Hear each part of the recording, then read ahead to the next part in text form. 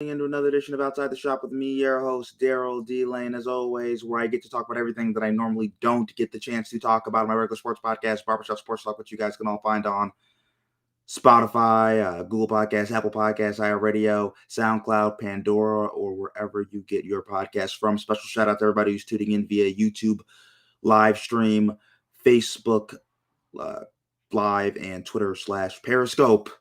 So today for my take of the day, Josh Allen not voted in the Pro Bowl. And this whole thing, it got me thinking. Two guests that I have on my regular podcast, right? Barbershop Sports Talker, Silas Garrison and Ben Karen. And they were talking one time. If you guys didn't listen to the podcast, I'm sure you do. Ben and Silas have very different opinions and thoughts on sports. And they were talking about Dwight Howard, whether he should be on the All-NBA 75 team, and Ben was against it more so. Silas was really for it. And towards the end of the conversation, Ben kind of just gave up and kind of a little bit of frustration, I think. And he was kind of like, why does it matter? Why are we caping so hard for Dwight Howard? This is a guy that in Orlando kind of wasted his time, wasted Kobe Bryant's time in LA, was a guy that did not make the most of his ability. Why waste our time battling for Dwight Howard, right? Why waste our time battling for maybe the 10th best center of all time? Does it really matter? And I thought about this and I'm like, you know what? It does matter, because the reason why we have lists, All-Stars, Hall of Fame, all these different rankings and metrics, it's to tell the story of the game, the history of the game, and they're inherently very important. They should mean something. It should be a big deal. Whether you're number one on the All-NBA Top 75 list or you're the last man who made the cut, it should matter because it tells the history of the game. 25 years from now, when they make another one, right? You want people who are just getting into basketball to know these were the guys who were the top 75. This was the guy who was the 75th best player to that point in NBA history. That's why we have the All-NBA teams, right? There have been times where I thought it was a travesty Dwight Howard wasn't on the All-NBA 75 list. Dwayne Wade, there was like last 2 years in the NBA, he made an All-NBA third. He got a vote for All-NBA third team. I'm like, it's wrong. There have been years where Terrell Owens, top 10 wide receiver of all time, and arguably wasn't a first ballot Hall of Famer. Jeremy Lin got All-Star votes one year, and Jeremy Lin didn't get in the All-Star game.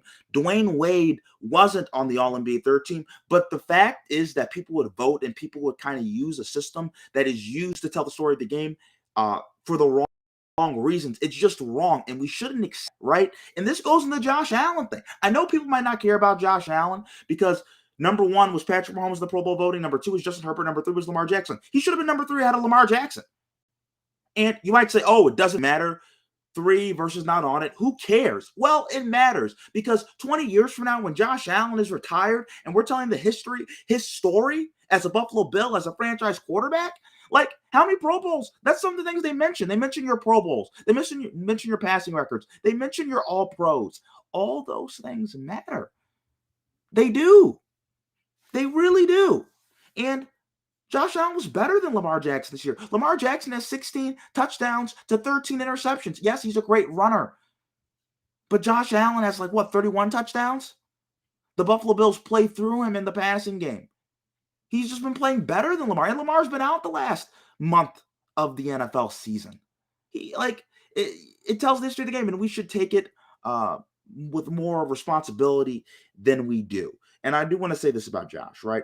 One of the things that matters most is how your peers, coaches, GMs, how they think about you. Josh Allen was one of the least blitzed quarterbacks in the NFL. You want to know why he's least blitzed? Because teams fear him. Defensive coordinators fear him. Head coaches fear him. Defensive players fear him. They don't want to blitz him. They blitz you when they think they can rattle you. You want to know the guys who aren't blitzed a lot? Patrick Mahomes, Tom Brady, Joe Burrow, Josh Allen. Tom Brady, Patrick Mahomes, pretty good company to be in. I think that kind of shows who Josh Allen is, what he represents.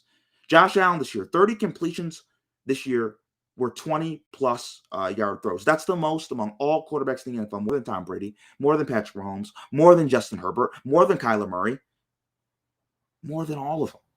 Josh Allen is a special talent. And we look back on it, the Pro Bowls matter. So we keep a record of how good he was. And that's why it's important to look and rank all the quarterbacks. Were you the 5th best quarterback this year, the 3rd best quarterback this year, the 10th best quarterback this year? It's all important as we culminate the history of the game. Never think it doesn't matter, because it matters.